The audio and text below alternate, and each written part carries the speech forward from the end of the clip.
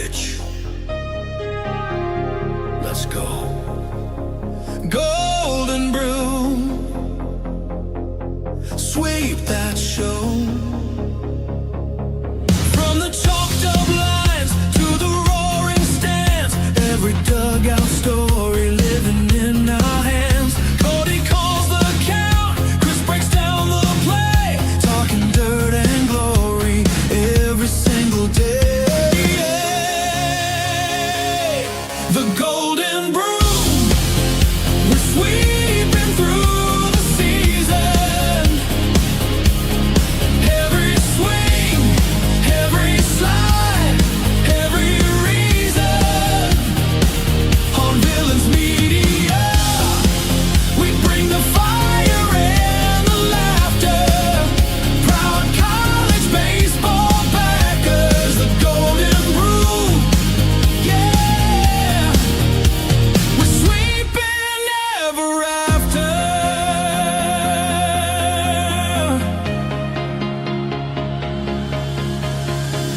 Walk-off nights, Sunday sweeps, bus ride tales that the scoreboard keeps. Welcome into the Golden Broom Podcast. I'm your host, Cody Slavinsky, joined as always by Vandy Chris, and tonight is our last show without college baseball. Chris, isn't it amazing? I'm ready for it. What about you? Buddy, I am stoked, to say the least. It's all I think about at this point. I mean, I kid you not, like, I'm sitting at work, I'm typing reports, whatever I got to do. And when I'm typing, I'm like, all right, this goes here, this goes here. I wonder how many doubles Derek Curiel will hit this year. Type. I wonder how many strikeouts Kason Evans is going to have in his opening appearance. How many innings is he going to go? Type. I mean, it's just, I can't stop.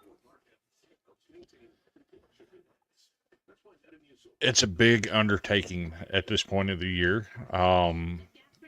A lot going on behind the scenes. I understand there's a huge effort to delay the start of the season going forward. Wow. Instead of starting on Valentine's week, pushing it back till the 1st of March. Yeah, I'm not for that. No. I'm okay with it. No.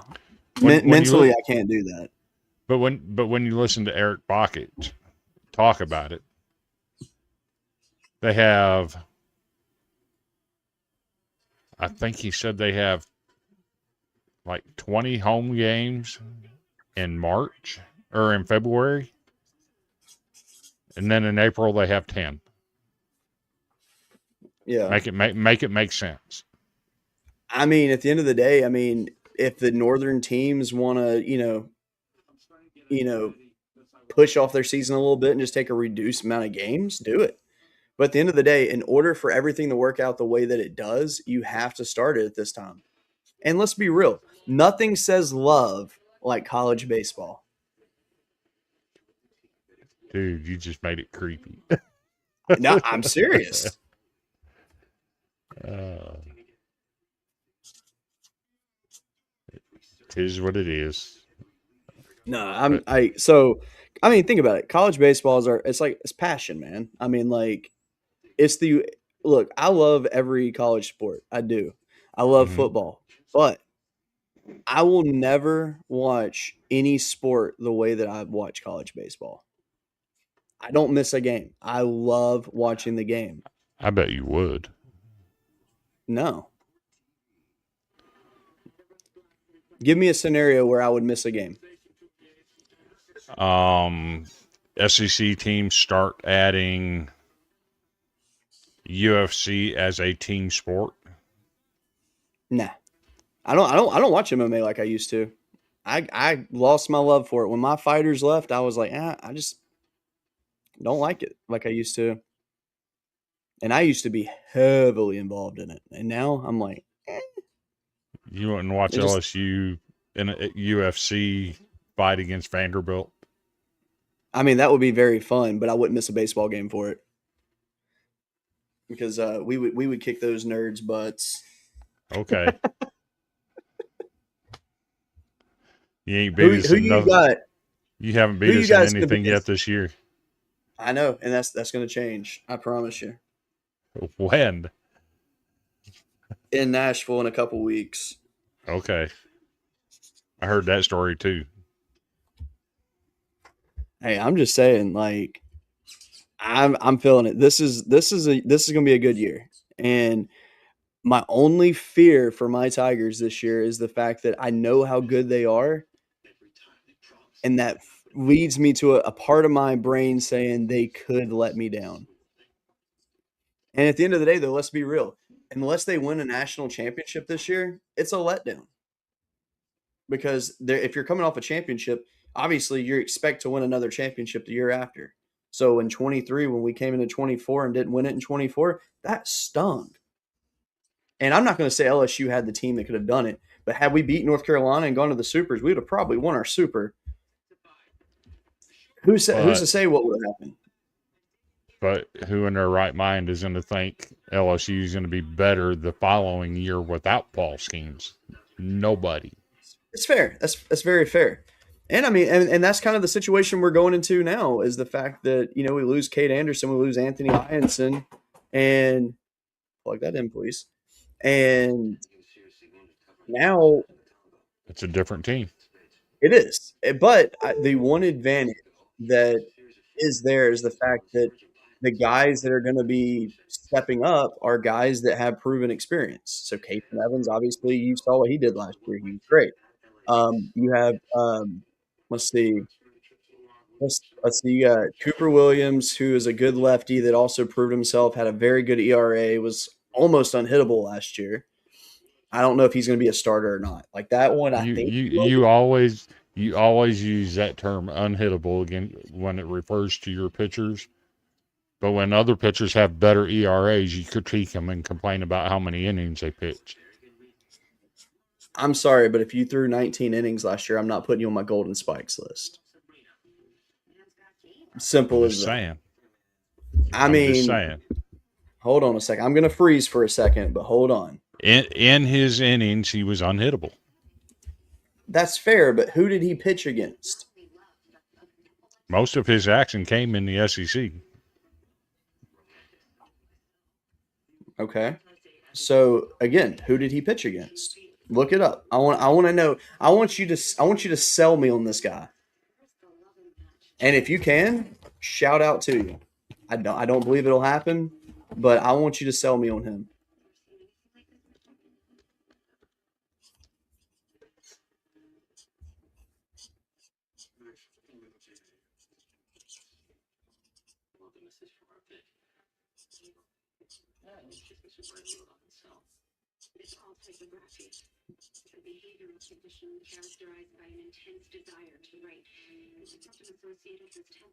Let's see. Give me just a second. I'm trying to build my weekend starting pitcher lineup for LSU by just I'm doing a quick glance real quick.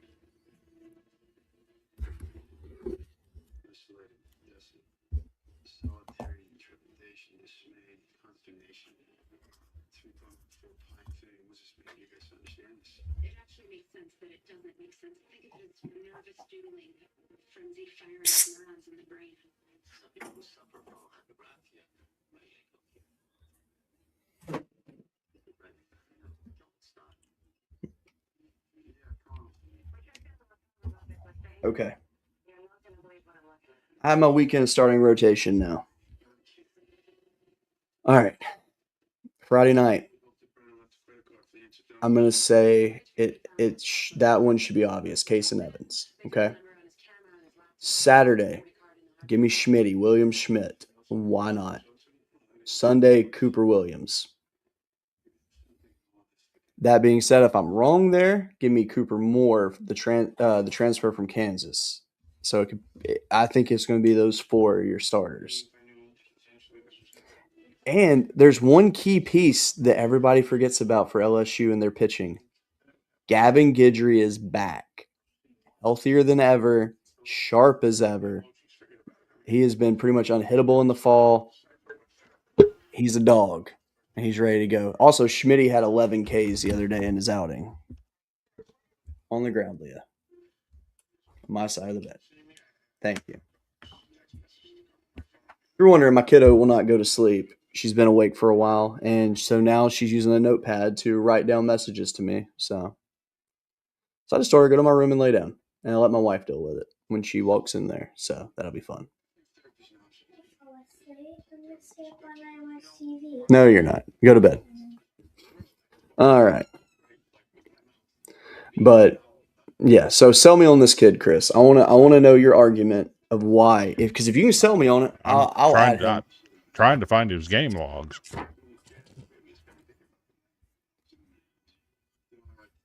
What's his name again? Luke Guth. Luke Guth. See, I already forgot his name. Come on, man. Mm-hmm.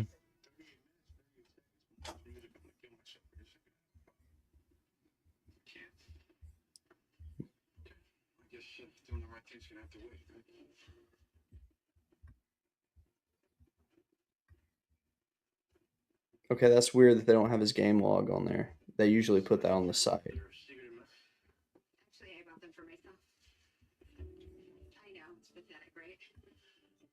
Conspiracy theory is that Valentine's Day was created by the candy, floral, and greeting card industries to inflate sales. Yeah, I heard that one. All right, let's see. His freshman year there, he had 12 appearances, 18.1 innings pitched, 15 hits allowed, 11 earned runs, allowed 5 home runs, 9 walks to 20 strikeouts. 20 strikeouts, 18.1 innings, respectable. Only 1 wild pitch through 315 pitches, 188 of those were strikes. He allowed 4 doubles. He had 21 flyouts, 12 groundouts. Not bad. Last year, 19 appearances, 19.1 innings pitched. So a short appearance guy. Nothing wrong with that. It's good to be a reliever.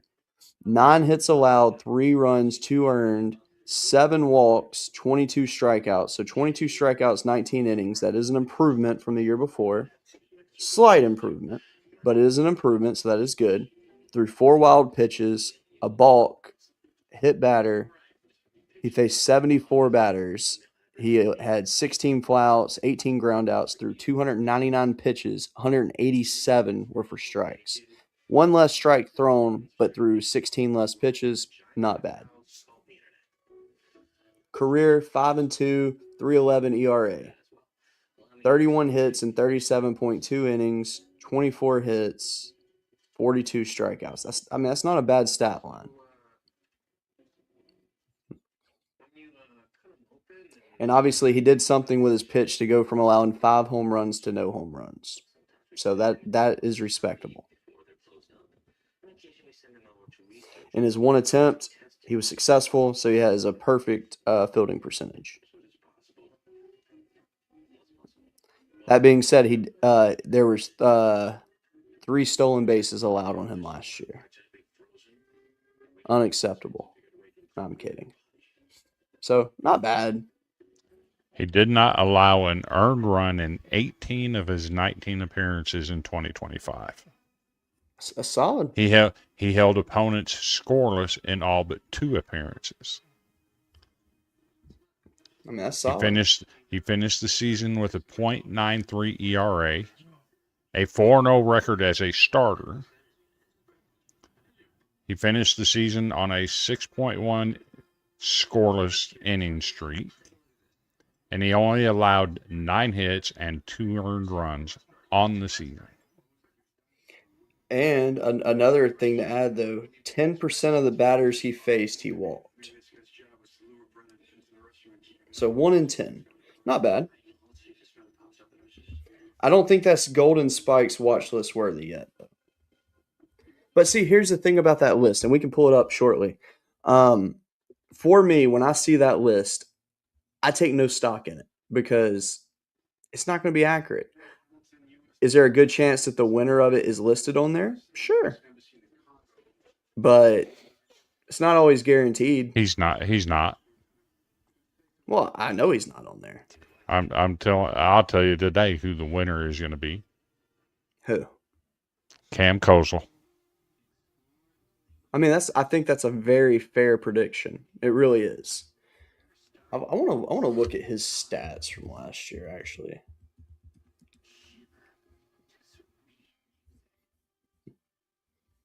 Because He will I mean, he's always been good. he will be the next big thing at Arkansas. I mean, I think he's kind of already a big thing at Arkansas. All right, let's see what he did last year. All right, hit 333 last year. It's really good. He had 77 hits, 18 doubles, 15 home runs, 62 RBIs. I mean, buddy, that's solid. All right, so there is one flaw in his game. He strikes out a lot.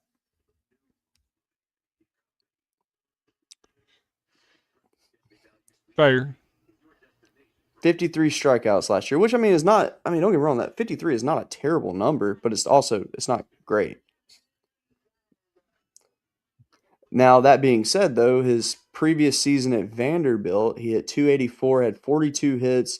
He only started 35 games that year too. Yeah. Couldn't get on the 5 home field. runs. Couldn't stay Yeah, healthy. what? Yeah, but I mean, honestly, his 2 years in college, I mean, that's not bad. 314 overall hitter, and he's already got 20 home runs and just 90 games started. That's solid. I mean, he had a 983 fielding percentage last year. Can't really beat that. I mean, that's fantastic. There's only a few players in mind that come to mind last year in the SEC that had better numbers fielding. Yeah.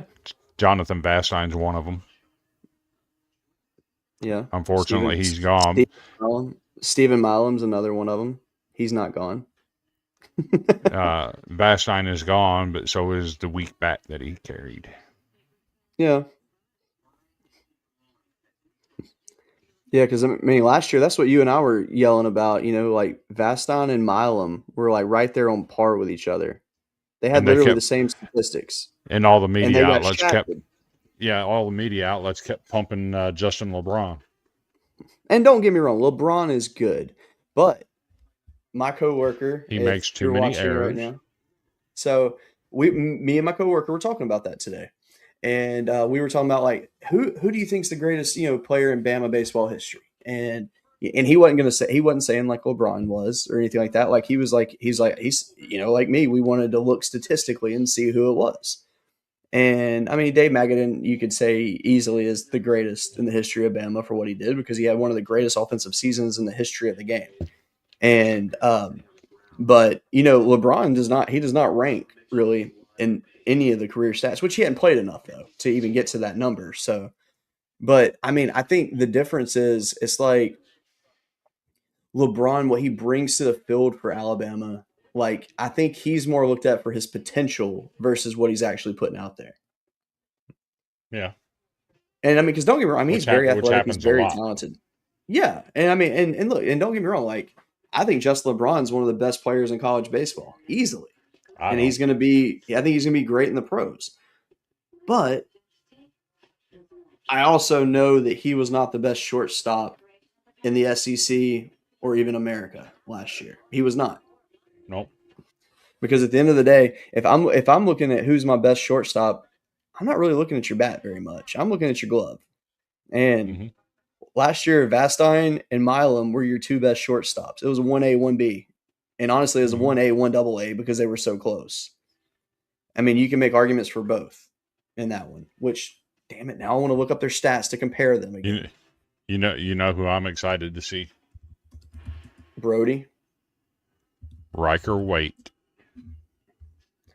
Oh yeah, I've heard about him. Yeah, I've heard he's solid. When he was playing in the summer league down in Florida after his senior year of high school, he had like 20 stolen bases in 10 games. Yeah, I mean, this kid was off to the races. They say he's faster than Enrique Bradfield Jr. That's impossible. And he is the heir apparent at shortstop. Look, I love people saying that, but let's be real. I don't think we'll ever see anyone faster in Bradfield. That man was one of the fastest humans I've ever seen play baseball. Fair. Yeah, so all right, so I'm gonna pull up just LeBron stats. We already did this a year ago. I know, but I wanna do it anyway because I think it's just a fun conversation to bring back up because people over tout things that The facts are Vastine was a little bit better in the field than Milam. yep. Milam was better at the plate. Yep. LeBron didn't measure up to either one of them. Yep. All right, so LeBron last year he had a 963 fielding percentage with 9 errors. Milam had a 979 with 5 errors. Vastine had a 981 with 3 errors. Clear who the better defender was. So I don't think there's any question there. Let's see. Hold on. Vastine had 94 attempts. Oh God. No wonder it's such a difference. All right, so Milam had 152 attempts. But that also relies on your pitcher too. Are you throwing a ground ball pitcher or a fly ball pitcher? Vanderbilt throws fly ball pitchers. Yeah, and then LeBron only had 128. So I mean, yeah, like Milam was a lot busier than all three of them, or I mean, both of them. But I mean, numbers don't lie. What we saw on the field doesn't lie. Vastine and Milam were the star duo at shortstop last year, and this season, realistically, Milam should be the best shortstop in the SEC. But we just also based off of his numbers. But we also thought Dean Curley was going to be that guy last year too, and he ended up having one of the worst seasons in the SEC at shortstop. We didn't think that. I don't think either one of us said that, actually. I had Dean Curley on the radar at shortstop. I didn't. I mean, I know he's talented, but I didn't. Because of what he had done the 3 years previously. Fair. Put him on that. Yeah. And then he turned around last year and had one of his worst season on the defensive side. Yeah. But I don't know. I mean, I'm very shocked when I've seen what people are putting out there for their All-American teams too. Like when you see some of these names on there, you're like, they're really ignoring some really good names this year. So, which I mean, look, and yes, I have my Homer glasses on a lot of these guys, but like Stephen Milam not making even top 3, like really? There's some solid shortstops out there, though. No, there are. There absolutely problem. are. But did they have better numbers than Stephen Milam last year? That is the key question.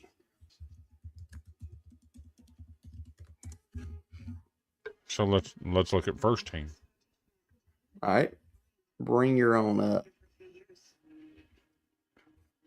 Rock Cholakowski, National Player of the Year. Mm-hmm. Why would you not have the National Player of the Year as a first-team All-American preseason? Because I don't agree that he's National Player of the Year, but, But he was. I know, but I'm saying I don't agree with it, though.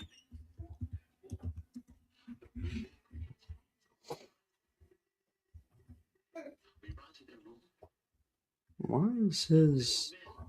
All right, this is weird.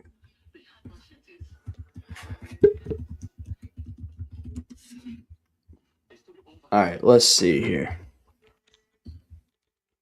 Why is it doing this? This makes no sense. There. All right. So...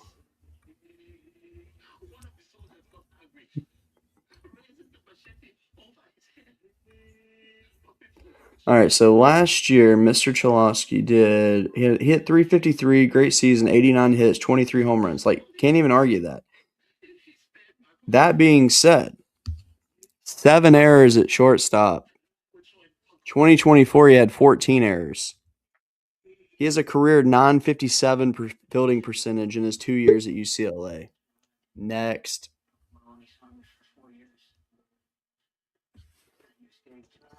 Why he is looked at for his bat, not his glove.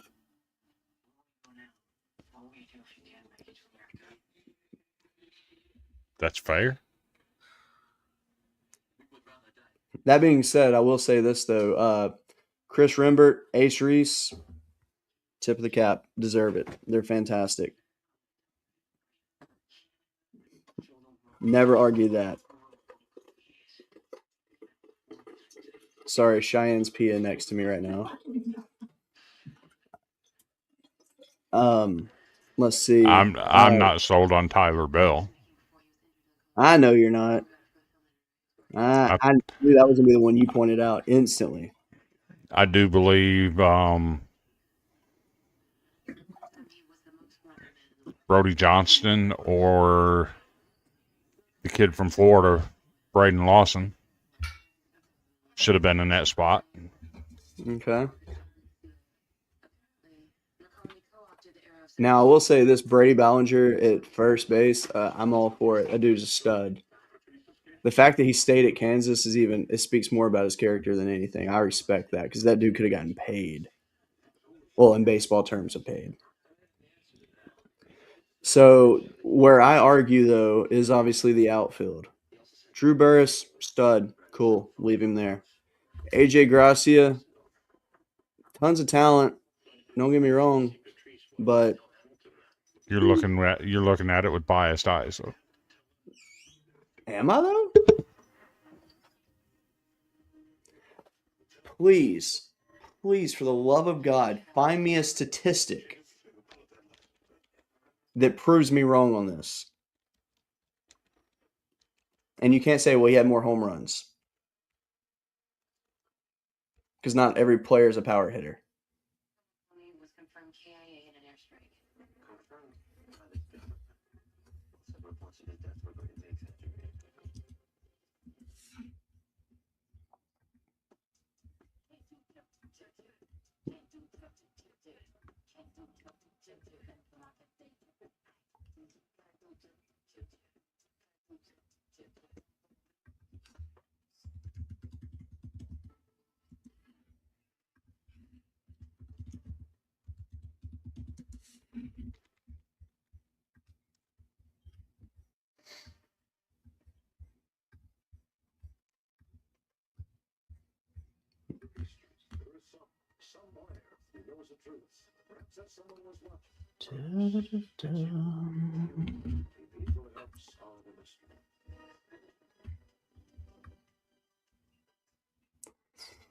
So, first of all, I'm going to call out Mr. Sawyer Straw-Snyder. That will be my first one that I'm going to call out, that I don't agree with him being first team on this list.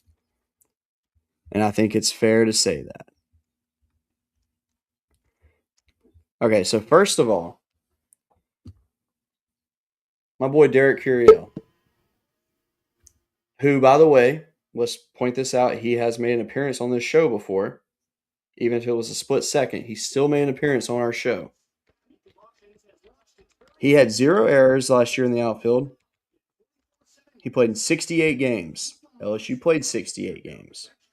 As a true freshman, he hit 345, 89 hits, 20 doubles, 2 triples, 7 home runs, 55 RBIs, 53 walks, 9 hit by pitches. He struck out 56 times, grounded to a double play 5 times. On base percentage, 470.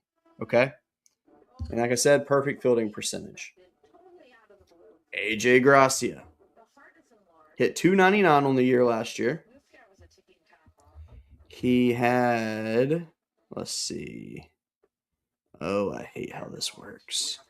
Okay, here we go. He hit 293 last year. He had 63 hits. He had 10 doubles, 1 triple, 15 home runs, 54 RBIs. He had 57 walks, 7 hit by pitches, 36 strikeouts, .449 on base percentage, and he had a .993 fielding percentage with 1 error. Okay, great season. He could arguably be on that list. Okay, Sawyer Strasnyder. Again, I respect the kid. Great baseball player. He is. Had a better batting had- average than Curiel. Okay. Fewer strikeouts. He also had a lot less plate appearances. Okay. He played in 56 games, where one played in 65. That's a huge difference. He played in 55 games, and the other one played in 68. That's 13 game difference. I'm looking at it right here. Strasnyder played in 56 games. He had 251 plate appearances, 220 at-bats. Scored 52 runs, had 77 hits, 13 doubles, 10 triples, 11 home runs, 51 RBIs, 10 stolen bases. He walked 20 times. He struck out fewer times than Curiel. Had a better batting average. What's the problem? He had 38 less at bats. Okay. And hold on, but Curiel also had 53 walks non-hit by pitches. Those aren't going to count as ABs. So that's 64 plate appearances that are not counting there. Okay, so he had more plate appearances. Okay. All right, hold on. So let's stretch this a little further. How about his fielding? How did he do in the field? It doesn't have his numbers there. It does on the TCU website. 4 errors in the outfield, .925 fielding percentage. Okay. So you mean to tell me for an outfielder, people value different things. Offensively, Strasnyder had a better season. No, he did not. He did. No, he did not. Did he have a better batting average, fewer strikeouts? Yes, he did. You're killing me right now. You're killing me right now. He had a better batting average, fewer strikeouts. He had 22 base on balls to Curiel, or 22 walks / hit by pitches, while Curiel had 64. He had in 220 plate appearances, he had 47 strikeouts. In 258, Curiel had 53. So you mean to tell me six difference in 30 something back? Come on now. Come on. I'm just telling you, he put up better offensive numbers. Also, take into consideration, Curiel faced much better talent than Strasnyder did last year. But did he? Yes. But did he? Okay, now, excuse me as I go to Warren Nolan to prove this to you.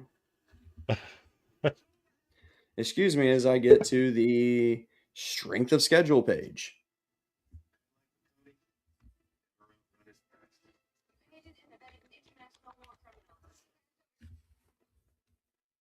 All right. Let's see. We're talking about TCU, strength of schedule.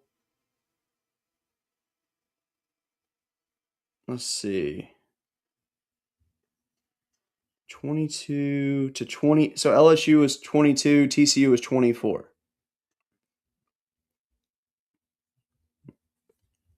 So you can't use that as an argument. Sure I can. They're right there side by side, man. Okay, but look at the pitchers that were faced.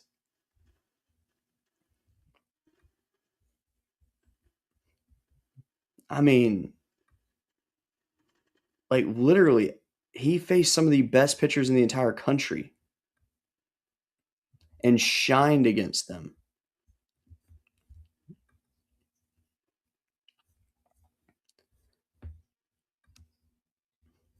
We need people in the comments, like, where y'all at? Like, tell us what you think. For some reason, nobody's watching our show tonight, but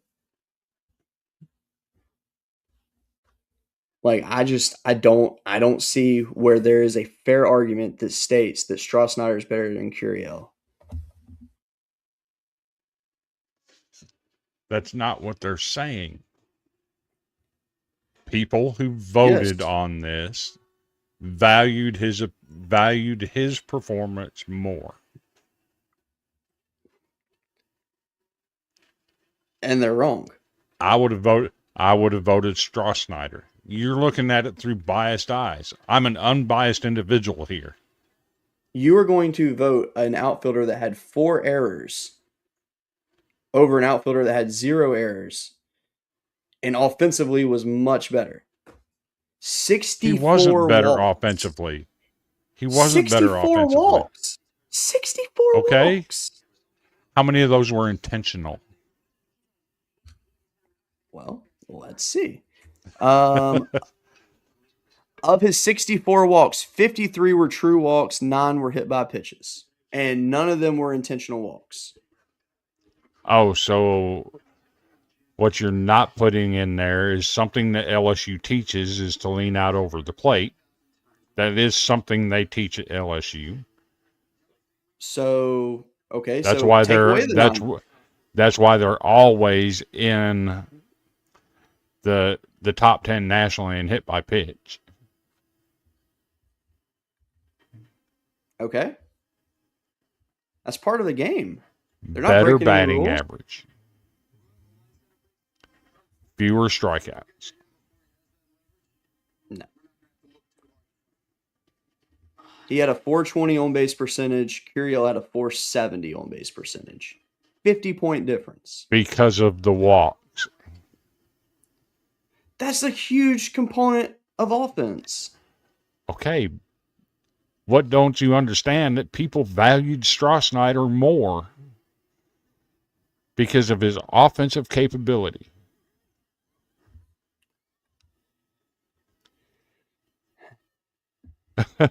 Runs scored 67 to 52. Hits 89 Okay, to look 77. Look how many games difference there are. Okay. 65 to 56. That's Okay. at least 40. That's at least 40 more plate appearances. Okay. So you're putting value in something that really doesn't matter. The reason he had more plate appearances is because he played more games. Had nothing to do with him. His team played more games. Okay. So you're putting stock into a number that better batting average, fewer strikeouts. We need a third party to settle this. But we Because don't. I'm not going to agree. I'm not going to agree with you on this one. And that's fine if you don't agree. I'm cool with that. Let's see. Preseason All-Americans.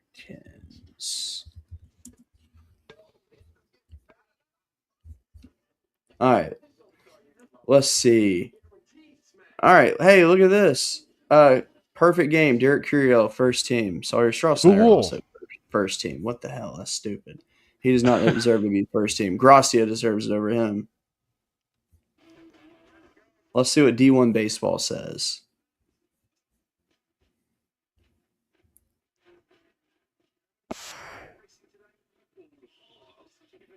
D1 is more on my level because Burris, Curiel, Gracia. That is your first team. Okay. Sorry, Every outlet has something different.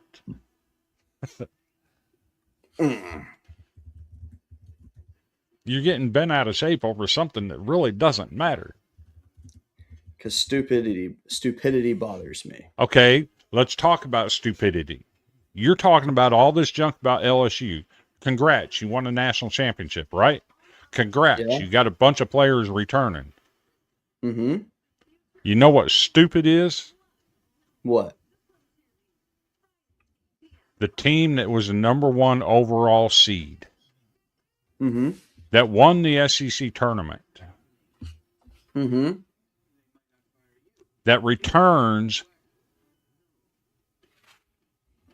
80% of their lineup Yeah. and being picked 8th in the SEC. You want to talk about stupid? Let's talk about some disrespect here. I will not argue that because I agree with that, actually. I'm saying I agree with you is what I'm saying. That's That being stupid. said, How can the number 1 overall seed that returns 80% of their lineup not have a single player put on the Golden Spikes watch list? Not a single wouldn't- player, not a single player on the preseason All SEC team, not a single player on a preseason All American team. What are we doing here? Yeah, what are we do doing? that. I was trying to make you be the main face. There we go. Yeah. But yeah, it's just ignorant with the disrespect that Vanderbilt's getting. I don't comprehend it. I fully agree with you. I think that it's wrong. I think that Vanderbilt deserves some love on there. I mean, Connor Fennell had a fantastic season last year. There's no doubt about that. He's going to be one of the strongest arms in the conference this year. The dude deserves some love. And Brody all of Johnson showed tons of potential and had a great season last year. He went through a small baby slump like everybody else did. and He was phenomenal. every single outlet says that they think Vanderbilt's pitching this year might actually be better than it was last year. There you go. But that's Yet- the good thing of Yet 8th in the SEC and not a single player on any preseason awards or watch list. exactly. Make it make sense. So speaking of that, let's look at this preseason watch list because I agree with you. I think that it's absolutely absurd that they didn't get on there. So let's see. Okay, so LSU had 2 guys make it. I see that. Georgia Tech has 1, 2, 3. Okay, so Georgia Tech has 3. They might lead the way on there, if not for or not, maybe UCLA might. Let's see, 1, 2. Okay, but no, I mean, like some of these names on here. Don't get me wrong; these are good names. I've never understood why they put high schoolers on the Golden Spikes list. A high schooler is not going to win over a college guy.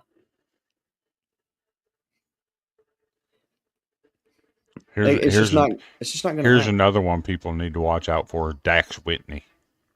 Oh God, yeah, that kid's a stud.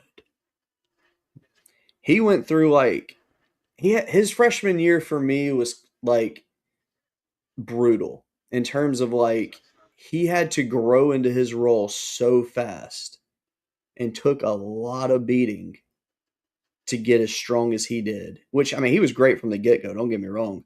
He had a couple outings that he got a little tagged up on, but overall though, his year was just absurd. And I expect him I would not be surprised if he was the best pitcher in the country this year. Just because based off of what I saw last year. Mhm. That being said, there is a name that you can go ahead and take off this list. Tony Pluta from Arizona. He announced today that he is out for the season getting Tommy John surgery. Yeah, that stinks for them. It really does. I hate it. He's a good dude too. But I mean, Tyler Bill isn't on here, and Brody Johnson isn't. Yeah. I know that's eating you up, and I understand. And that's not including the Johnston that transferred in. You know, we signed the Johnston. We signed both Johnston brothers. Yep. Look at what he did last year at the college level. Where did he play it last year? Let me look it up real quick. Well, while you're doing that, another name to watch on here, Jack Oman from Yale. That dude is a stud. The fact that he returned to Yale, That says a lot. I'm very curious to what pulled some of these guys back to their schools. And it's nothing against their schools because their schools are they're talented. But like Omen at Yale, I thought he would kind of do kind of like Skeens did or like Seth Darter did when he left Columbia, something like that. And, go to a bigger school to really enhance his game, get to the majors. But he's staying put. Then you have on here, oh, who was it? I literally just saw his name and now it's slipping my brain. Like I said, Brady Ballinger, another one. Like Kansas baseball right now is at its peak. Like I wouldn't even say they're at their peak. They're rising. They're fantastic, and the fact that they kept him on, that's huge. LSU did snag their star pitcher Cooper Moore though, and I'm excited to watch him throw this year. He's a stud. Logan Johnston in 2025 at Washington State. That's right. I forgot he was Wazoo. 54 games, hit 337, had a 439 on base percentage, Okay. 112 total bases, Okay. nine home runs. He had 66 hits, 17 doubles. So he's more of a contact hitter. Wait, how many doubles did you say?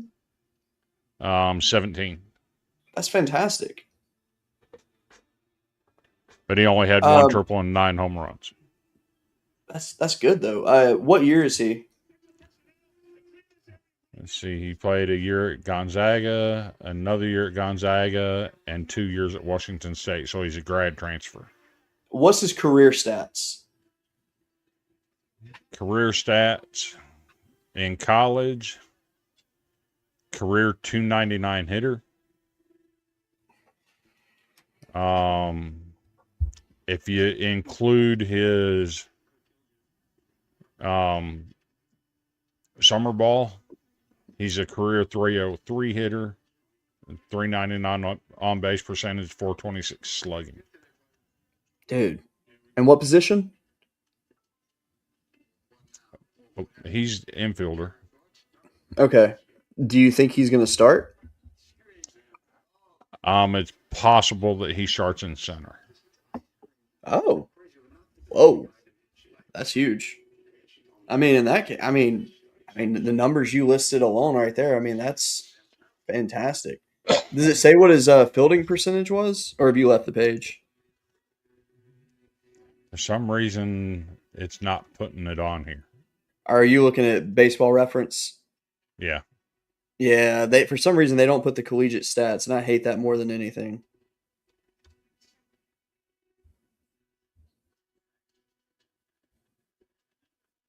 But, why isn't a guy like that on here?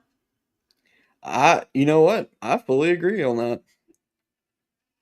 But also, he may not be on there because they may not be sure what his standing at Vandy is going to be. Like, they don't know if he's going to start or not. So, but no, like Wes May says, I think he's talking about Braden Holcomb. Yeah. Connor Fennell. Yeah. Connor Fennell was absolutely better than both Aiden King and Liam Peterson.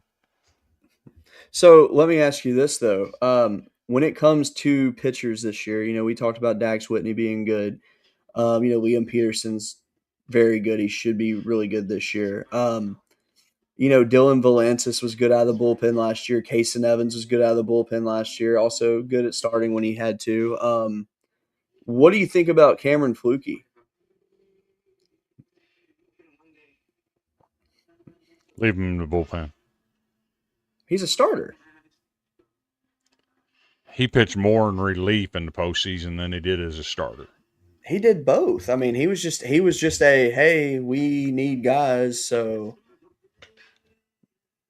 he was a team player. I respected that. But no, I really thought Flukie was actually – I thought he was one of the best pitchers I saw all year last year. Let me see what he did. He only came out of the bullpen one time.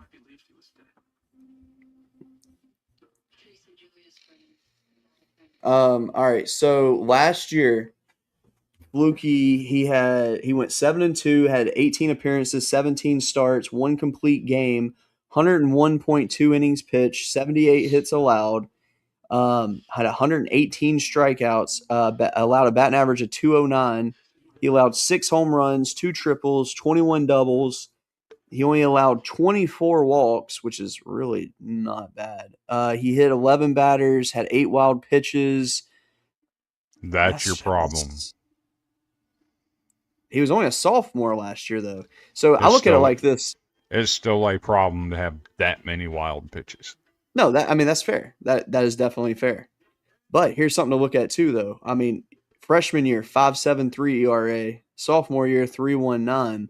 So he's clearly trending upward. Yeah. I mean, all right. So he threw 55 innings his freshman year, 101 his next year, 50 hits his freshman year, 78 his sophomore year. That's an improvement. He's good. Yeah, like I mean, he's good. He deserves to be on this list. Yeah, I think I wouldn't be. I can't believe I'm saying I wouldn't be surprised if he actually didn't win this thing this year. Like he's that good. Like if there's a pitcher, I think he's the one that could actually do it. But like we were talking about, somebody that's not on this list is going to show up. Oh, absolutely. It's 100% I think there's going to happen. be Cam Cozell from Arkansas. I think that's a fair statement. I think there's a lot of I mean that's the beautiful thing about college baseball is there's diamonds in the rough that you don't even know about yet. I mean, who's to say some of these Mike Mancini is another one. Yeah. I mean, look at some of these freshmen that are coming in this year too. Like from what I'm hearing, there are some studs out there that are showing out in fall camp across America. It's not just like a few select teams, like all across America. I think we might see more freshmen this year than we've had in recent years with the transfer portal. So yeah, I don't know. I have a feeling that I think the race for the golden spikes is going to be tight because I think there's going to be so many guys playing at such a high level that you could essentially just put every player in America on this list right now because you don't know who it's going to be. I mean, for all we know, Rock Chalosky could go through a slump this year. We don't know. Mm-hmm. Rentaro Sasaki could finally find his way and really show out. Because, I mean, let's be real. Last year, that was growing pains, though. I mean, going from one country to another to play baseball, that's a huge jump because Japanese baseball and American baseball is not the same. The style of play is completely different. And it's not saying one's better than the other. I mean, they're both fantastic. It's just the style of play is just different to get used to. And but Shohei didn't have a problem with it. Not everybody is Shohei, to be fair, though. Like, I mean, this kid broke all of Shohei's records. He did. But, but you got to think of this too, though. Just because you break someone's record does not mean you're better than them. There's been a lot of records broken by people that are not as good as the person they broke the record of. Because you also got to think, he didn't face the same pitchers that Shohei faced all year. So it's hard to base off that. But I think that Sasaki is a kid that I'm excited to watch this year. I think he's really going to make a leap. I think he transfers at the end of the year. I'm kind of leaning that way myself. Unless Stanford really turns it on, Come on down to Nashville. I mean, realistically, I think that would be his destination if he did. But yeah, I mean, I don't hate the list overall, though. I mean, there, like I said, there's really good players on this. So I just don't understand how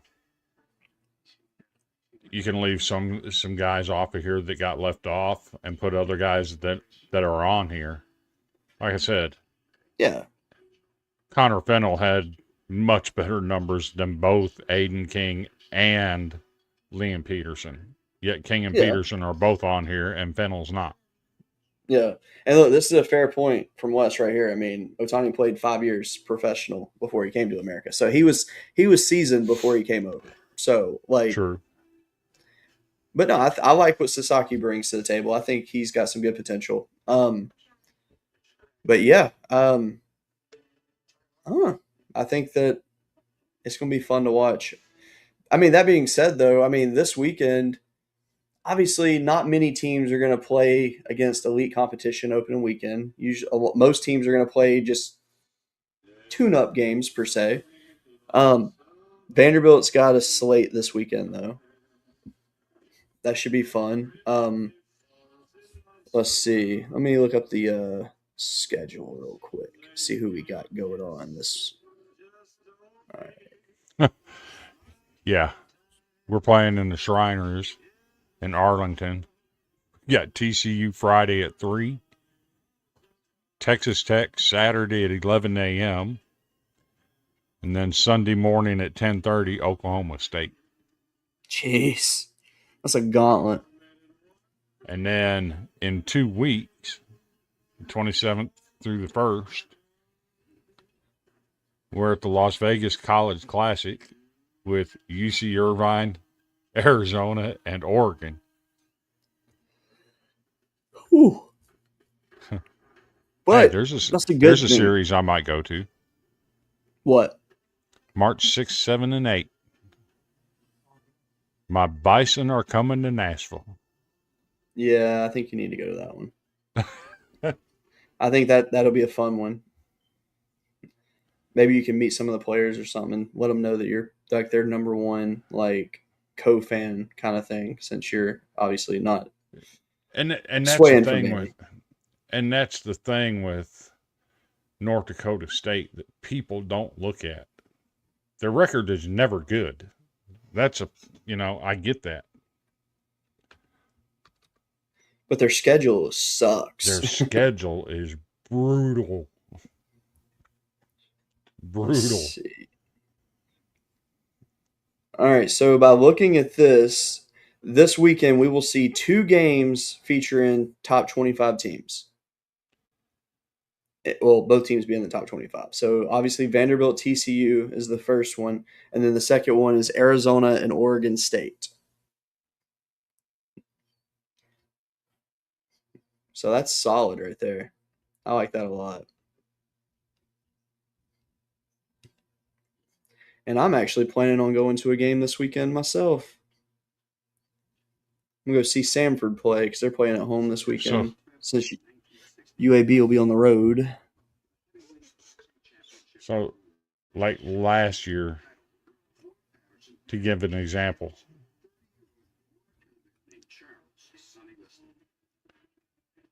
they were 3-13 against quadrant 1 teams. They had in their out of conference they had Dallas Baptist, Lamar, Alabama, LSU, Tulane, Oklahoma State. It was, it's brutal.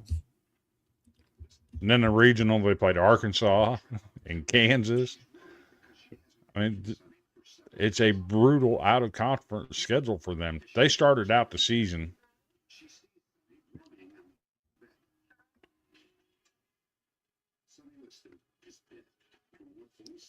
Let's see. What was that kid's name? 1-13. 1-13 to start the year. And ended up 21-34. Yeah. Whoa. Okay, so I have held back on giving a ton of props to Alabama because, like historically they just always just kind of like fell off towards the end. I totally forgot that in the transfer portal they added a guy who might be one of the best players I have watched in years from a smaller school. Justin Osterhaus. That is a name you need to remember. He's an infielder. He's solid. I'm assuming he would probably play second or third for Bama. They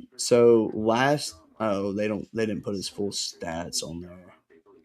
That's stupid. Let me go to Purdue Fort Wayne and I'll tell you his stats because I mean this kid was so freaking good. All right, so I'll go to career because that's just easier. All right, so last year he did pitch a little bit, like I mean 1.1 innings and 2 appearances, but so his career stats, he played 2 years at Purdue Fort Wayne. He hit 339. But we'll just do last year's stats. He hit 328 last year. He had 64 hits. He had 10 doubles, 1 triple, 16 home runs, 46 RBIs. He had 31 walks, 15 hit by pitches, and only 41 strikeouts. 453 on base percentage. And he had a 948 fielding percentage last year.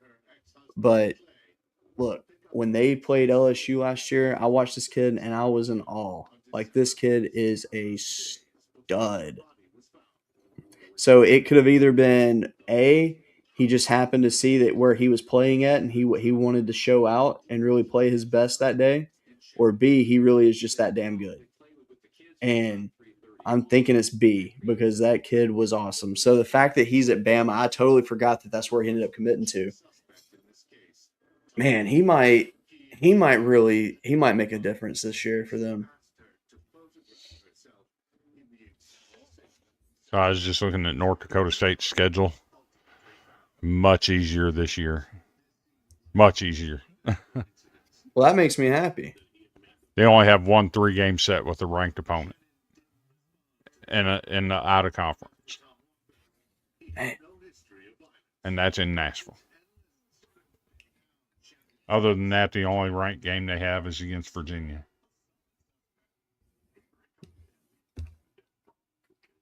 Dang. So, all right, so to stay on Osterhouse, right? Let me. I'll finish this for you. So last year they played a game against Wright State, right? And they were down like 11 runs to them. And they came back and won the game.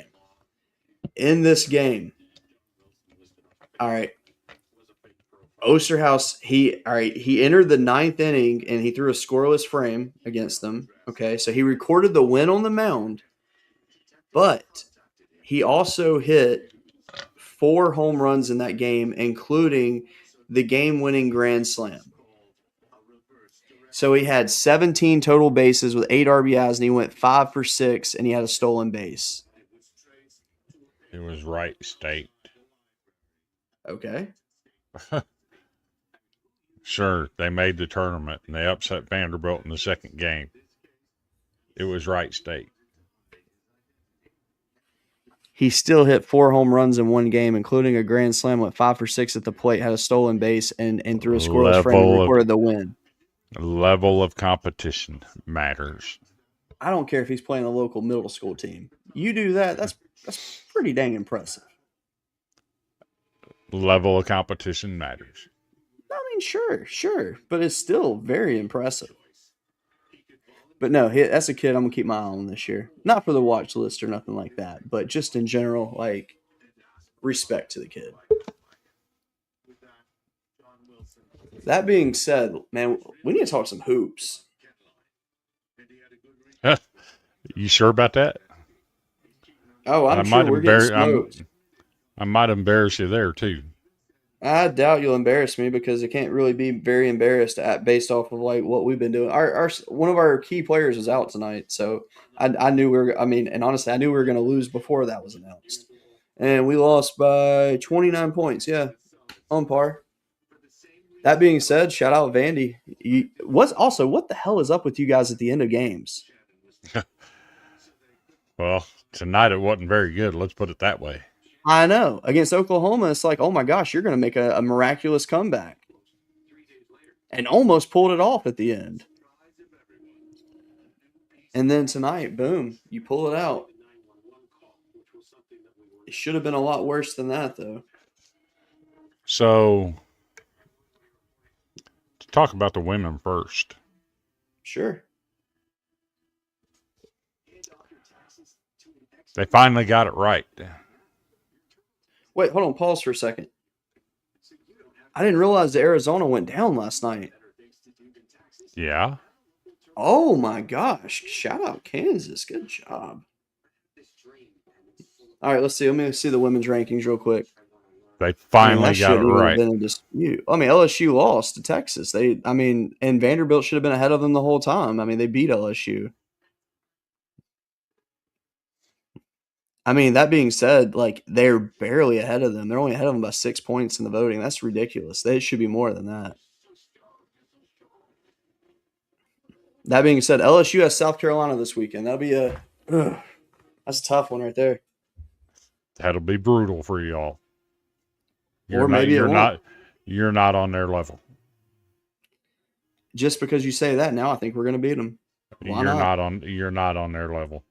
Not the way The way they've been playing and haven't had as of Chloe late, Kitts. yeah. Oh my God. When they get And Chloe Kitts speaking of- back, it's over. So speaking of South Carolina, just want to throw this out there. What's up, Andrew? How you doing? Wow. Dude, I like the new logo. I need you to send that to me. Billings Media Network now has a Twitter.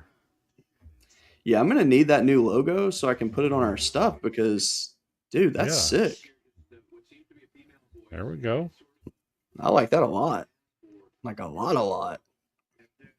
But no, hold on.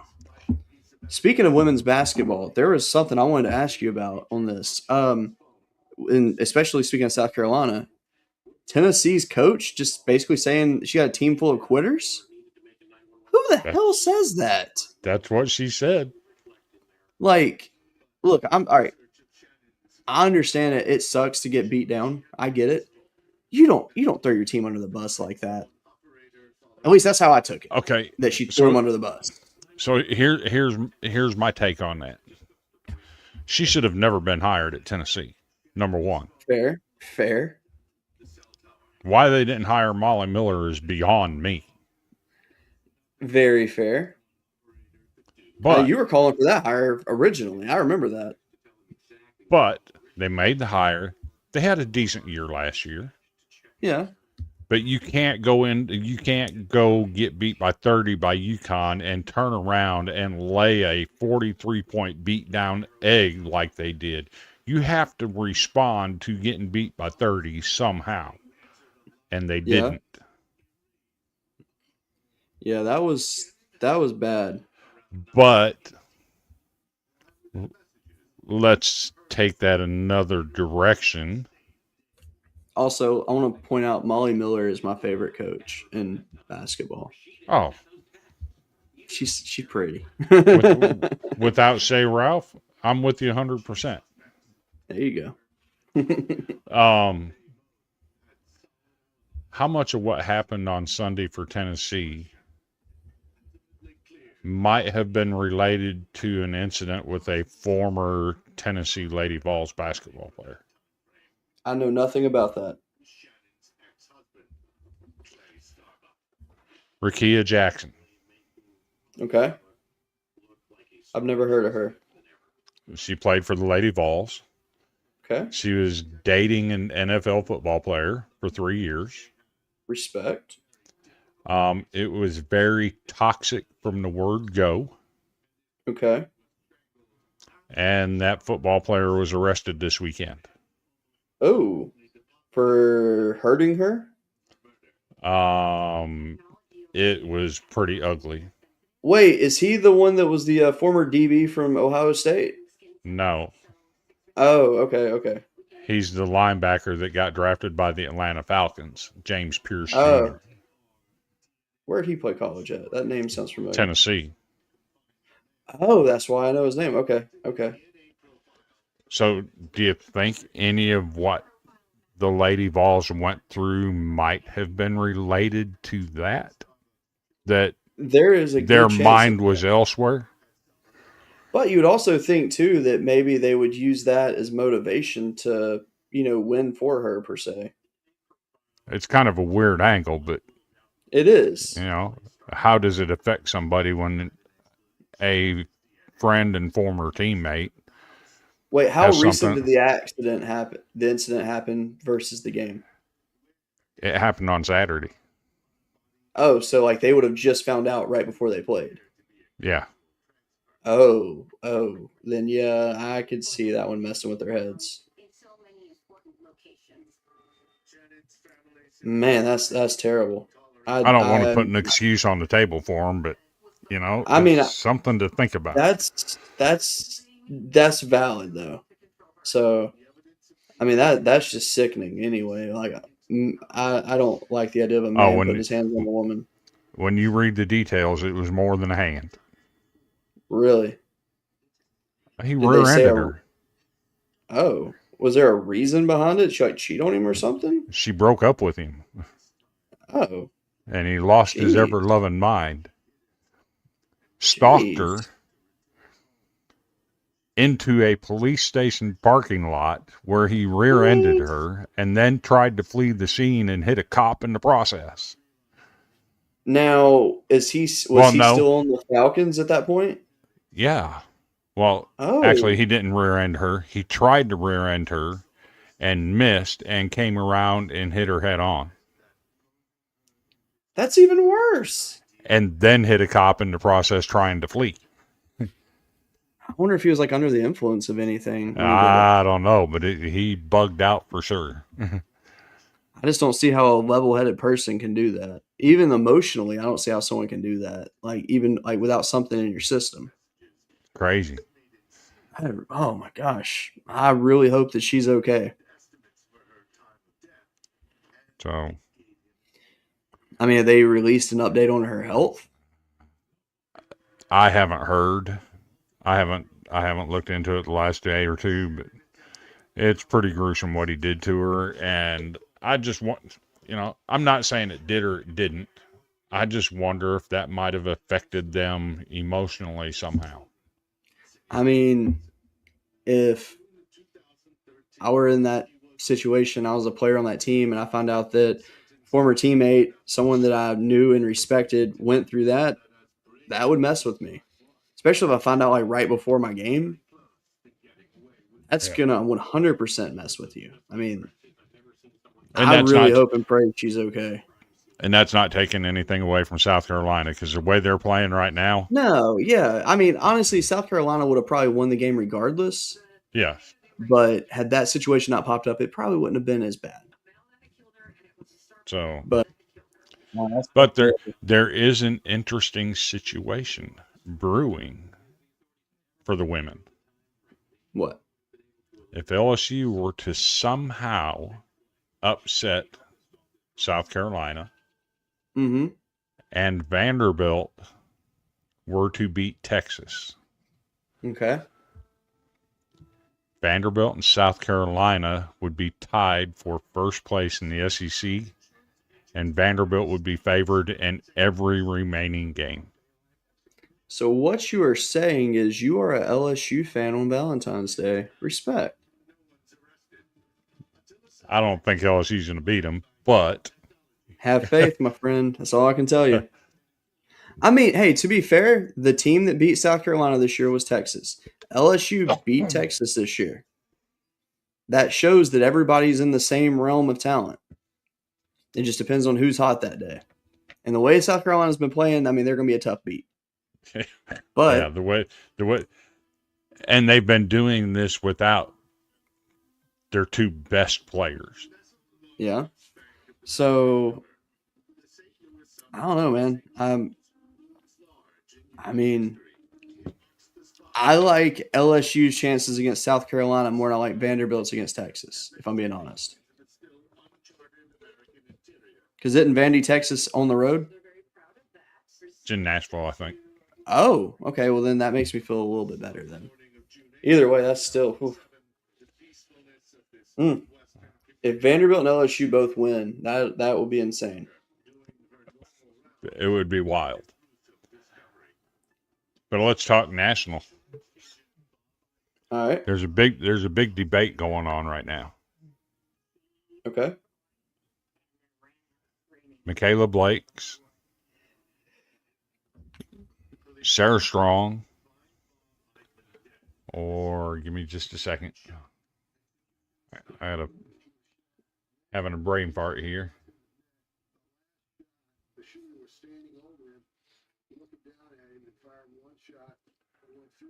I mean, at the end of the day, I'm still saying Michaela Blake's the best player in the country. Or Lauren Betts. I'm sticking with what I said. Blake's is one of the best female players I've watched in a Yeah. while. She's really good.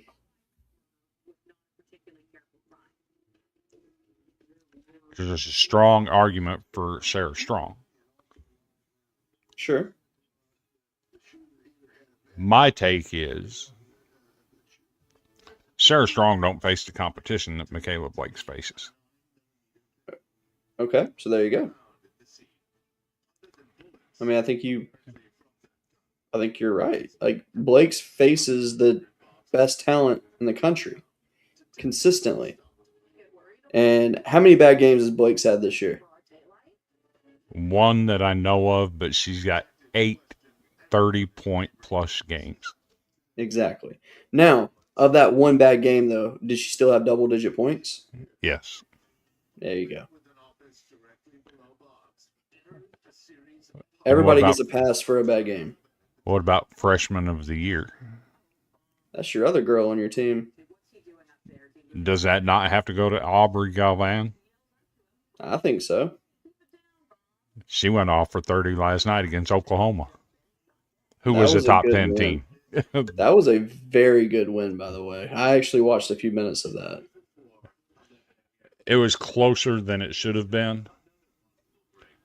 Vanderbilt changed what they were doing in the fourth quarter. They were up by 20.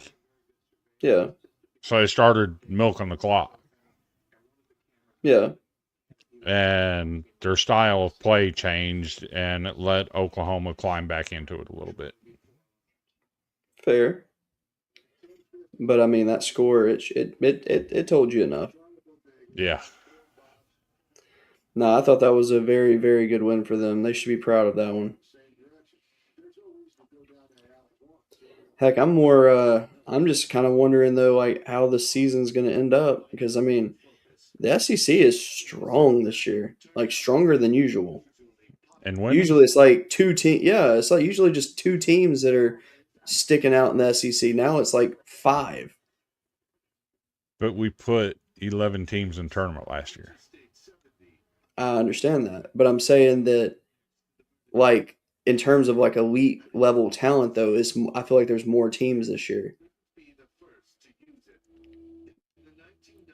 I mean, because last year you wouldn't have said that Alabama was elite. This year you're like, hey, they're borderline elite this year. I mean, you got 9 teams ranked. We sent 11 to the tournament last year. Yeah. I don't think it's far-fetched to think that we might get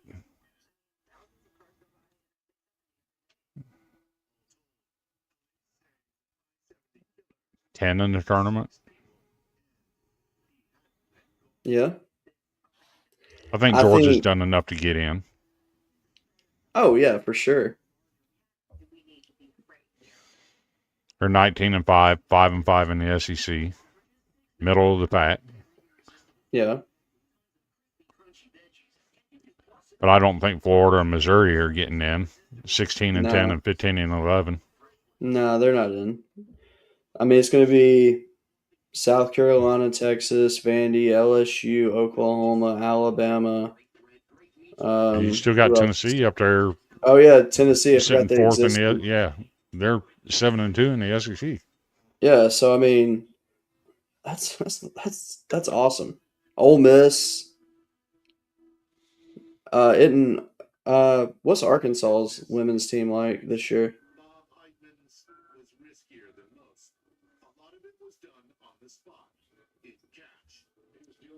So what? What's Arkansas's women's team look like this year? 0-10 in the SEC, 11-14 overall. Ooh, I didn't realize they were that bad. Yeah, they're pretty bad. What about Kentucky's women? They're currently 5-6 in the SEC, 18-7 overall, and there's a strong possibility that they don't even end up with a winning record in the SEC. Yeah, but their overall record could be good enough to get them in, though. Oh, they're in the tournament easy.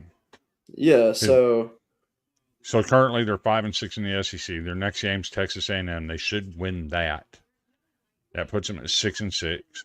Then they got Ole Miss, who beat them last year, who's ranked number 14. Yeah, I think they can So take Ole Miss. So that's probably a loss. So you're 6-7. Then you go to Nashville, get beat again. Now you're 6-8. Then you get an easy one with Auburn, 7-8, and you finish it up with South Carolina. That's tough. You might not have a winning record in the SEC. Yeah. That being said, though, I do know that Tennessee's women is solid. I mean, they beat LSU, and that was a fun game. I didn't like the result of the game, but it was fun.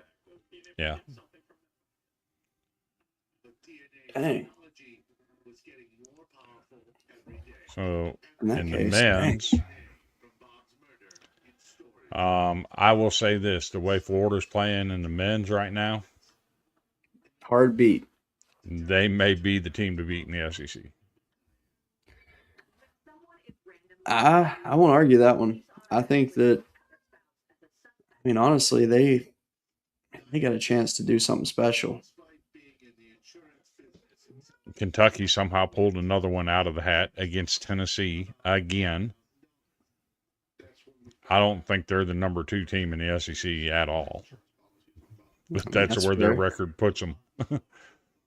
Yeah.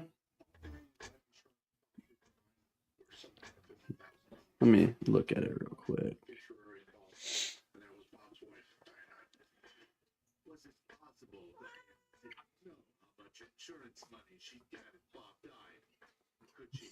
Like, so, I mean, realistically, I'll say Ole Miss, Mississippi State, South Carolina, LSU, OU eliminated already from the tournament. There's just I mean, it would take something special. Yes, realistically. Auburn is borderline, I think. 14-10 right now. I think that's borderline for them. They can't afford to lose going forward. Yeah. Let's see. Auburn has Arkansas, Mississippi State, Kentucky, Oklahoma, Ole Miss, LSU, and Alabama left. So realistically, I think they'll go, let's see, 1, 2, 3, 4 to 5 more wins, maybe. So 18-19 wins overall. And that's pushing it, though. I mean, that's borderline. Georgia just needs to win a few more, and they'll be good, I think. But everybody else, I think they're going to sneak in. Texas is kind of borderline as well, but I also think that they're kind of playing a little bit better right now. Missouri's that team that nobody talks about. And I feel like they have more talent than they're given credit for. Because, I mean, they literally beat Florida, they beat Kentucky, they beat Auburn, really, that's really all their beating good Auburn wins right really there. isn't saying much, though. No, but I'm saying, but that puts them ahead of Auburn, in my eyes, at least. Let's see if they had any other meaningful wins. There's a problem with one team currently in the SEC. What's wrong with Kentucky? They look like they'd be in the tournament. But you like how I knew you were going there? That's not who I'm talking about. Oh, I was about to say. This team looks like they belong in the tournament, but I have a feeling that they're going to end up having to forfeit some games. Oh, Alabama? Yes. I thought, though, it was signed when that petition went into effect that said that they wouldn't have to forfeit any games, though. Okay. That was the temporary order. Okay. The temporary is no longer in effect. NCAA can absolutely make them forfeit those games that he played in because they said all along he's not eligible. But do you think they even want to fight that? If I'm the NCAA, I would. That's fair. Because Nate Oates is still talking about it today. And if they want to keep pushing the issue, I'm going to make them forfeit the game. Let's see. For Bama going forward, they got Ole Miss, South Carolina. That should be 2 wins. Arkansas could be a 3rd win. They'll They're probably not beat beating LSU. Arkansas. You don't think so? No. All right. But either way, LSU would be a 3rd win probably. Mississippi State, that's a win. Tennessee could possibly be a win. Then Georgia, that they'll lose to Georgia. And then Auburn's toss up. Tennessee beat them with Bediako. Yeah. Bediako didn't really make a difference for Bama, though. He didn't. I mean, at all. He did his job, and that was it. I mean, it wasn't anything that was spectacular. Nothing that screamed, I need to be in the NBA or anything like that. Basically, I'm saying, like, he didn't present an unfair advantage for Bama when he came back. But no, I mean, so they're 16 and 7, so see 17, 18, 19, 20. But you have to look. They might end up with just 20 wins this year. That's hard to put them in with how that. many games did he play in? If they're required to forfeit all of those games. I think he played like maybe, 4 or 5 games?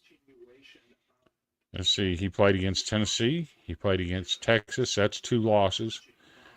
You're losing 2 wins in Mississippi State and Oklahoma. Yeah. Well, wait.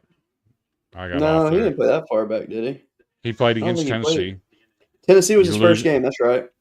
You're losing a Yeah. win against Missouri, a win Okay. against A&M, and a win against Auburn. So 3 and 2 with him. All right. So if you lose those 3, so that'd make you at 13 and 10 right now. That puts you out of the tournament. Realistically, They got a problem. they have to win out essentially to make the tournament. So if I'm the NCAA, I 100% make them forfeit those games. Yes. Because that's always been the go-to punishment. If you play an ineligible player, you have to forfeit the game. So they're not treating them any different.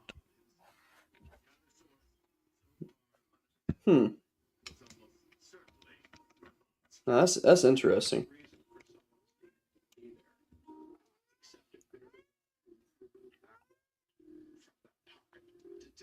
Man.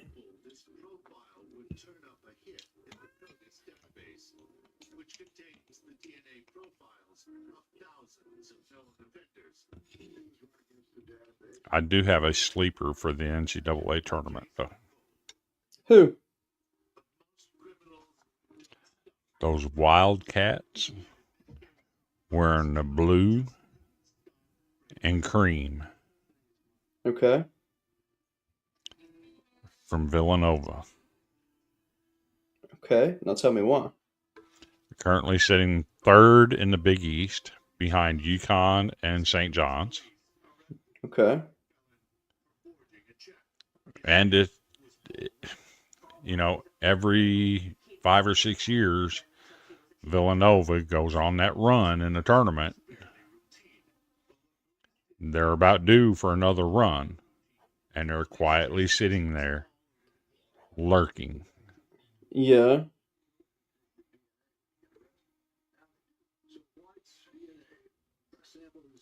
They're my sleeper pick. I mean, I think that's fair. Interesting.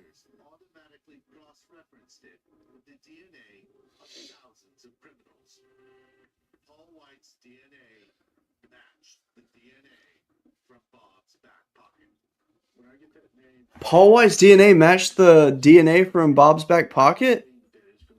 What? Your TV just said that. I have no idea. I'm just messing with you.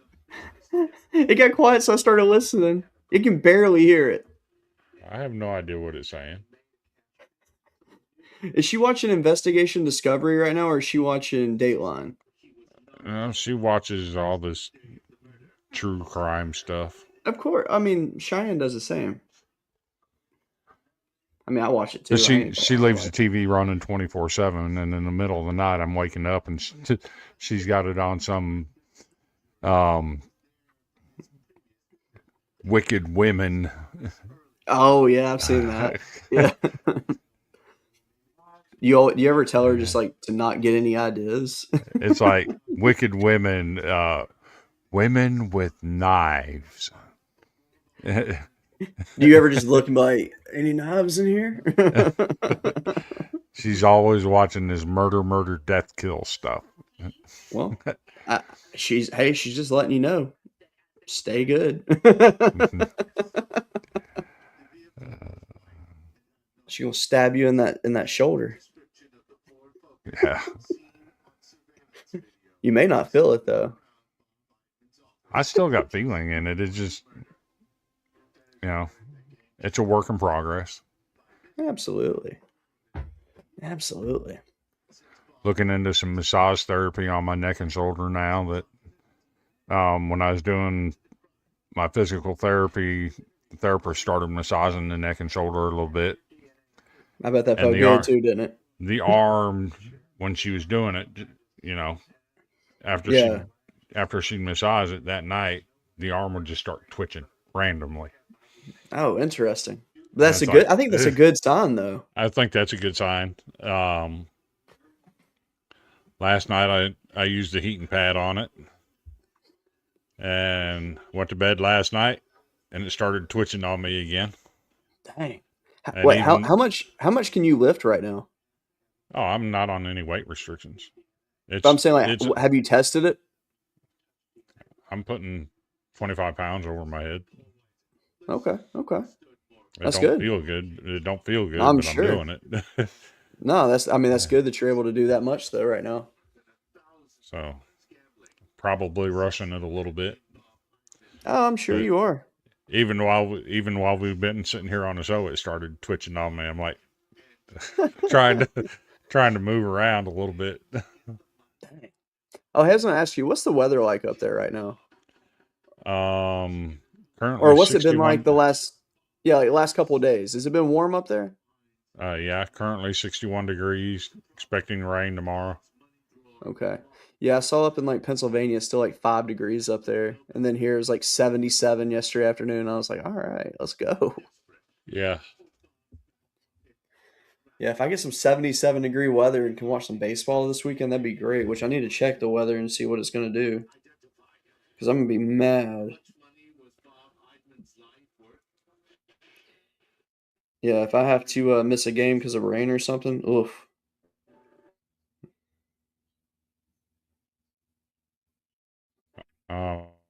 I'm currently 61. Heavy rain at 53.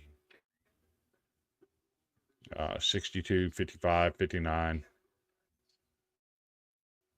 We're in that spot now where it's changing. I gotcha. So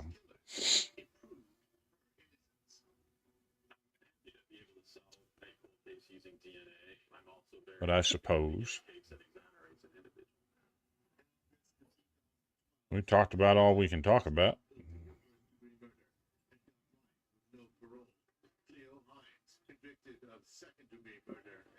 Unless you want to dabble in the NFL a little bit. I mean, what's there to dabble in? Sam Darnold finally got it. He actually didn't flop a football game away and got him a Super Bowl. He had nothing to do with them winning that game. Oh, absolutely nothing. Kenneth Walker III, that's your dude right there. The dude was a stud. So I think people saw why the Tennessee Titans fired Mike Vrabel. Oh, yeah. His last 24 games at Tennessee, he went 6-18. He went and sat in the owner's box of a rival team while his team was going 6-11. He deserved to be fired. Yeah. But I think what you saw Sunday night was a team that was not prepared. Oh, for sure. And then that may be the worst game I've ever seen Josh McDaniels call as an offensive coordinator. I fully agree with that. It was weird. It was like When it's you like see, before the game, you're mad. You're like, man, that should have been us if you're a Tennessee fan. And then when you watch the game, you're like, oof, that was us. so when you see that your offensive line is being abused the way it was, what's your fix for that? As an offensive coordinator, what's your fix? You're gonna have to figure something out. You got to bench somebody. Quick slants, right? Oh yeah, I mean, but hell, the receivers couldn't get open. They threw the first slant in the fourth quarter. Yeah, And when they did, they started moving the ball. yeah. Why didn't he start I doing don't- that on the third drive of the game? Why didn't he do it from the get go? Is the question. Because I mean, it was just. I mean, it was just weird. The first drive wasn't bad. It was about what I expected. But then that second drive, when your defensive tackle just bull rushed your right guard and your center and beat both of them. Okay, now you better drop your quarterback in the shotgun, which they didn't do, and start throwing some slants and slow down that pass rush. And they didn't do it. That was an unprepared football team. It was a terrible game called by Josh McDaniels. But that's why Vrabel was fired at Tennessee, because he couldn't prepare his football team. Yeah, So it was a shame. let's have this discussion. Why does strength of schedule matter in college football? Because it shows a level of toughness. It shows what you got. Then why doesn't it matter in the NFL? Because they have divisions. If strength of schedule matters, let's apply it to the NFL and keep the New England Patriots out, who had the worst strength of schedule in the entire NFL. Well, I mean, you can blame Bo Nix for that one, technically. If he wouldn't have gotten hurt, Broncos are in the Super Bowl. Okay, but the argument is strength of schedule matters to get teams into playoffs. Why shouldn't it matter in pro football? Because they go by divisions. They have a whole Okay, established setup for that. We go by conferences in college Yeah. football. It's Yeah. no different. It's no different. But that's how it lines up. I mean, honestly, I think the way college does it is wrong. I don't think it should be a random group of people that's picking who goes to the playoff. I think that's stupid. Strength of schedule should never matter. If it's not going to matter in the professional ranks, it shouldn't matter in the college ranks. Fair.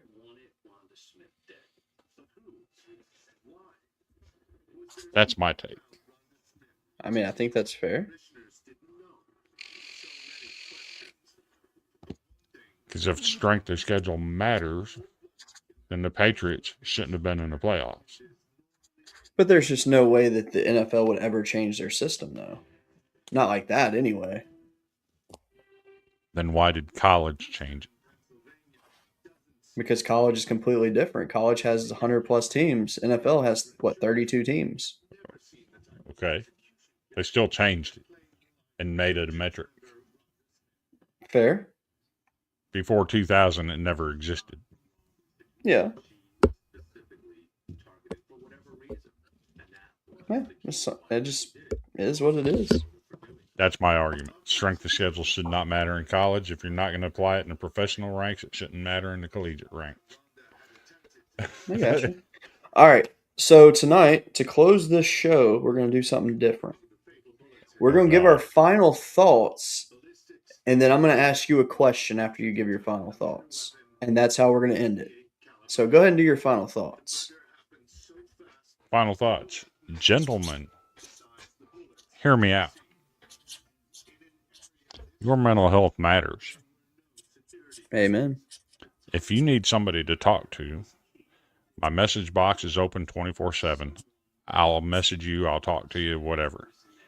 If you don't feel comfortable reaching out to me or Cody, I'm sure his box is open too. Yes, sir. 988 National Suicide Prevention Hotline. Use it. If you're feeling some type of way, it matters to someone. Reach out and talk to somebody. Don't ignore your Amen. mental health. Amen. I love that. And I'm going to shadow that. I think that, the way the world is going right now, politically, it's very divided. Unfortunately, that's where our world has gotten to with, the more increased use of social media, where social media is now heavily part of people's lives versus what it used to be. It's like it's left and right. There's no unity anymore. I Mm-hmm. do not care what political platform someone supports. That's not my place to choose for somebody. I don't share my politics, and honestly, I don't think anybody could even guess my politics because I just don't share them because honestly, I hate politics. But just love each other. Simple as that. Look, we're all going to disagree on stuff, but guess what? That doesn't what your political choice is does not define who a person is as a person. I So, agree. that I being agree. said, the one question I'm going to ask you tonight, Chris. It's been a long year, and we're in June. A bunch of baseball games have been played, and now it's coming up to the final weekend. Who are your two teams playing for the national championship?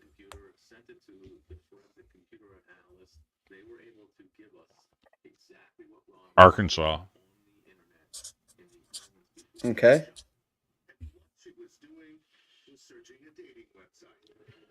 And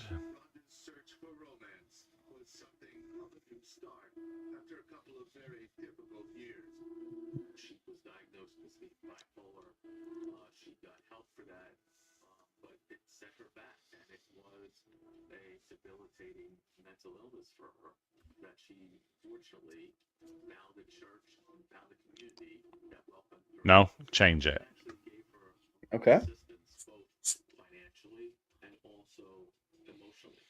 I'm going to go with the team with the deepest pitching in the SEC.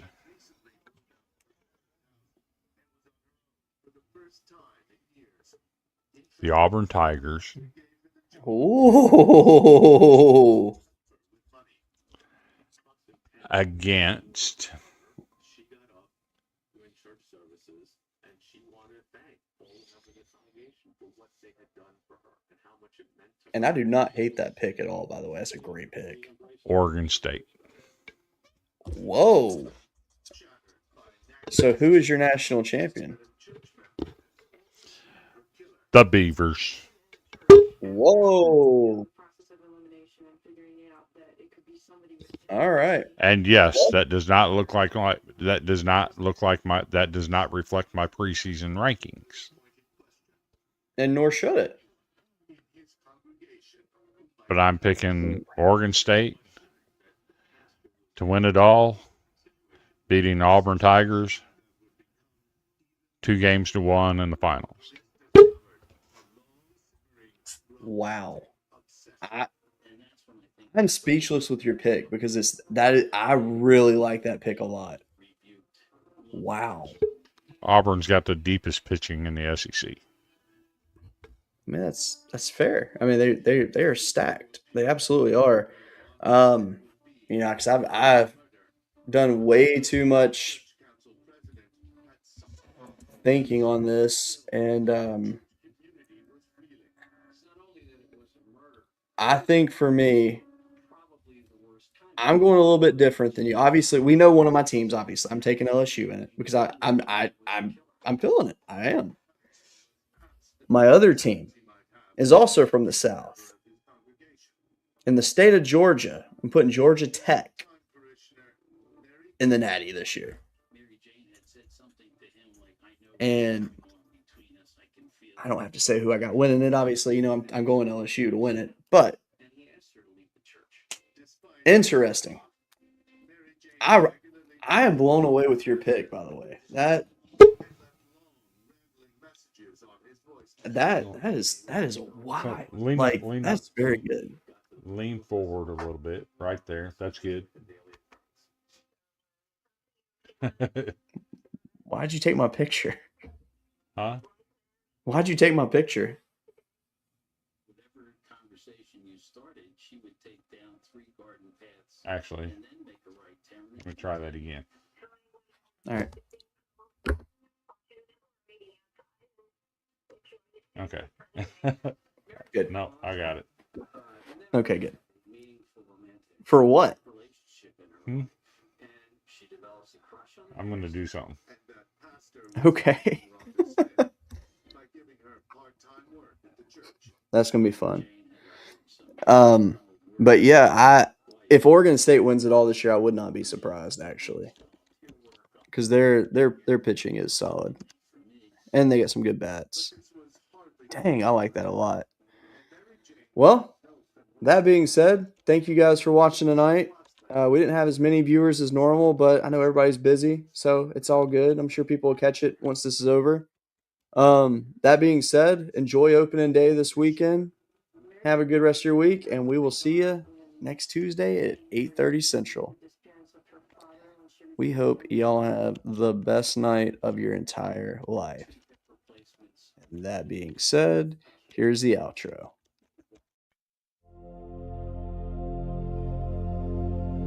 Turn it up.